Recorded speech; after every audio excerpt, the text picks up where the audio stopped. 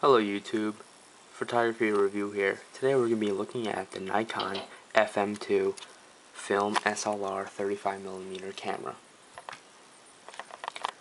This camera was released in the 1980s and I got this in the 90s, and it's a very good camera.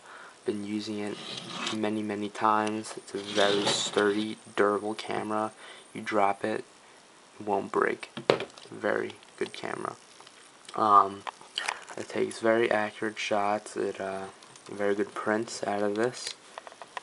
Nothing is broken. Everything works perfectly.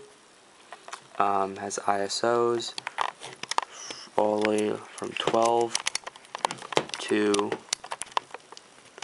6500, and the shutter speed bulb all the way to 4000 of a second.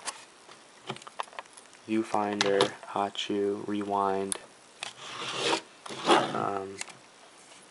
get your cover, you see the inside, there's your mirror,